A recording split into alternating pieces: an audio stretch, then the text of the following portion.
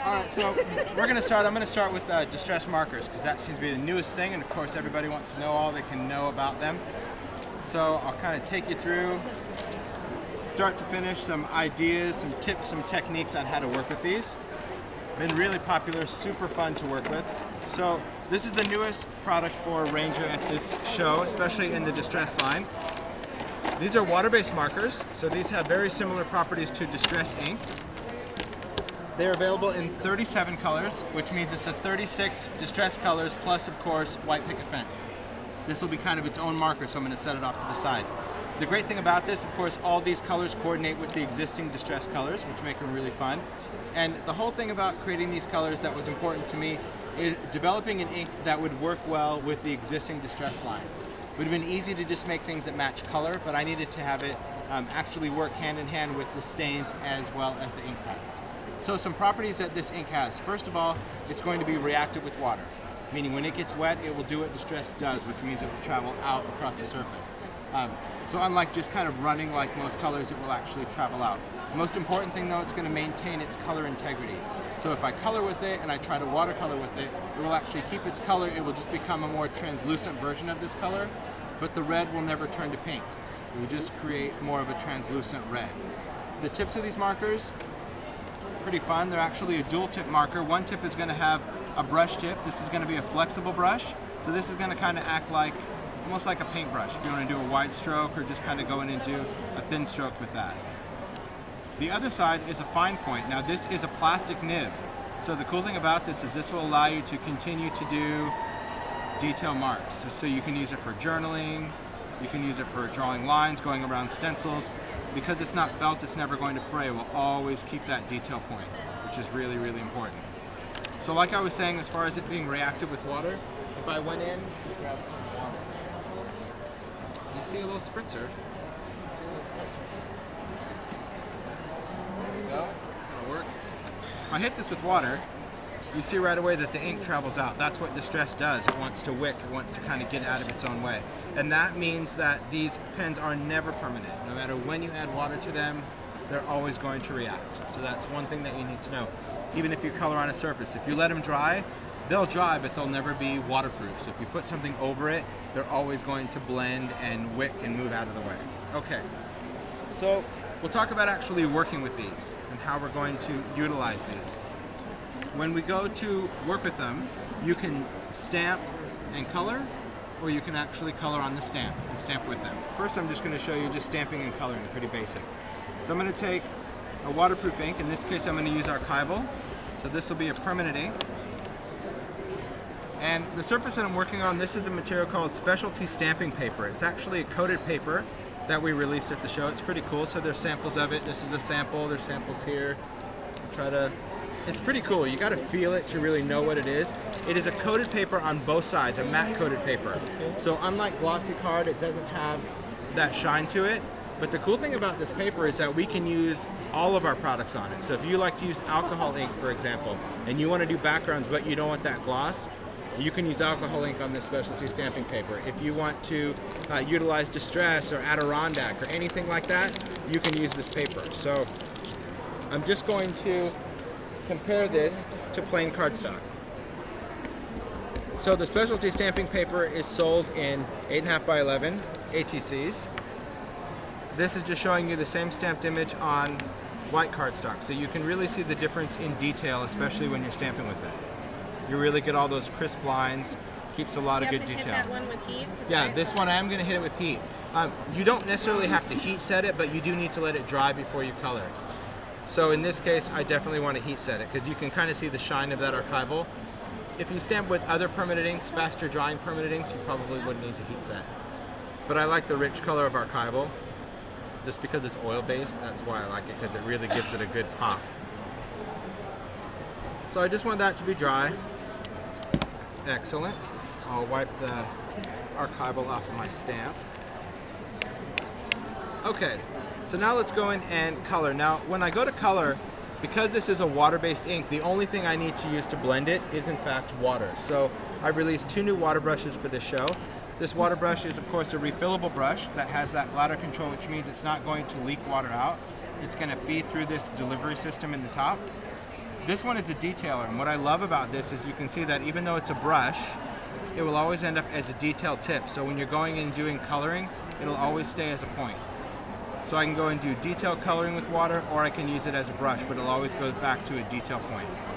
The other one though, and one I haven't seen on the market, is I wanted to develop a flat water brush. So this is going to allow me to do a lot of collage work or spreading around with inks or paints.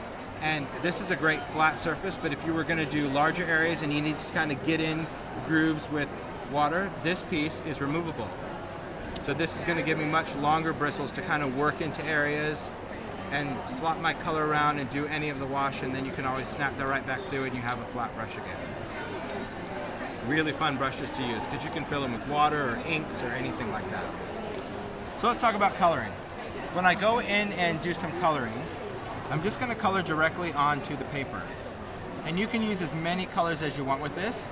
You don't have to worry about working light to dark, dark to light. You can just go in and put whatever color you want, wherever you want it to be. And I'm just going to add a little mustard seed. And I can go right into that, and I never have to worry about contaminating the markers because the markers will always clean themselves out. Now when I was cleaning a color, I usually wouldn't clean it on paper like that. Instead, I would work right on my craft sheet, clean it in its own ink, and just leave the marker there and pick up that color right back off the craft sheet. So let's go and blend it. They're water-based, completely water-based, so they're going to be reactive with water. So you can either go in and just kind of blend all over the background, or in this case, I'm going to go in with the detailer and just color this. So I can just pick this color up and actually blend. I can pull some of that red down in there if I want to. If I want to go around this just to create a shadow, I can go in and create a shadow. If we want to go in, actually color the body of that. Now the specialty stamping paper, because it has a coating, when you put color on it and it dries, it will actually absorb into the paper and give it almost kind of a chalk finish. So you can see as that color dries, because we got it wet, it's absorbed under that coating. So if you wanted to make a little bit more of a vibrant color, or you want to add more color to it, you can color right over the top of it, and you don't always have to go in and blend, because once you have a base layer down, your color line is going to blend right in with whatever was there, so you're not going to see any of those harsh lines. And it really gives you full control on when you're coloring your image. Now, doing your background, you also have some options. For the background of this, I've just gone in with some Distress Stain, put it into one of the palettes. This is one of the new palettes we did for Ranger. It's a 36 compartment jeweled lid. The stains just pop right in there. I did a stain palette. This is an alcohol ink palette. This is a Perfect Pearls palette. So you can make a palette for whatever you want it to be. And here I've just gone in, and what I like about using the stains for a background color is if you use re-inkers, that's great, but it's concentrated. So when you first dip your brush into it, your first brush stroke is going to go really intense, and then it's going to feather out. Where the stain, it's just going to give you the same viscosity of the distress from start to finish. So I'm going to actually go right over the top of this, but you're going to see that even though I'm going over this with broken china, you can see that it's not impacting my color, but it is wicking the color that's actually in there. Because these markers are designed to work hand in hand with the other distress. So it's not going to turn the yellow green, even though I added blue on top of it. It just resists the other distress color, but it will still allow it to blend. So that's one way to use this. People color on stamps before with markers, but what I love, again, is the ability to go right in there and blend right on the stamp without worrying about ruining or destroying my markers.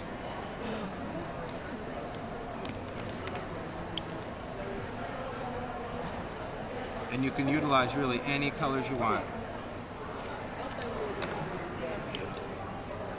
And that brush tip will allow you to cover quite a bit of surface. And you don't need to rush. I mean, you don't need to worry about drying time on this. You really have quite a bit of open time or quite a bit of play time with this, because you could actually start coloring this stamp, walk away, come back, and finish coloring it if you wanted to. It's really an unlimited open time for this.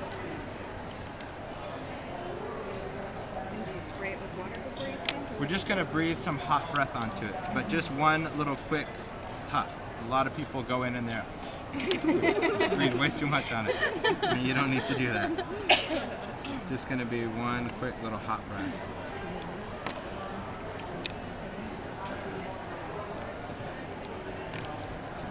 All right.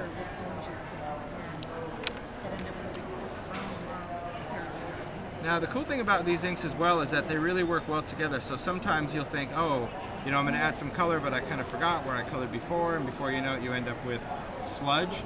You don't really, unless you're coloring over the entire thing again and again, you don't have to worry about that. So our ink on our stamp is pretty much dry. It certainly doesn't look very wet, but you can see a little shine, so we know that we have ink on the stamp.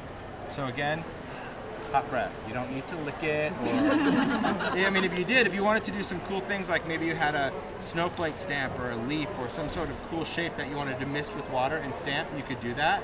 But remember, when you mist it with water, it's going to react and do what it does. Hot breath on there.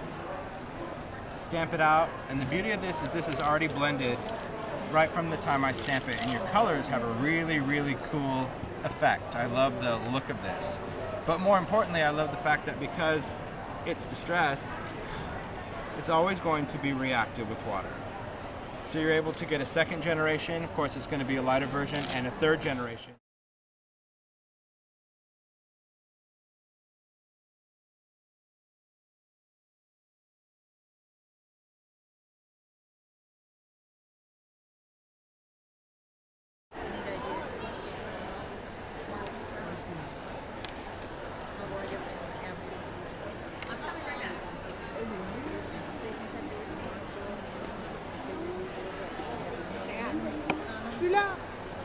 It does. You can unscrew and stack them as high as you want.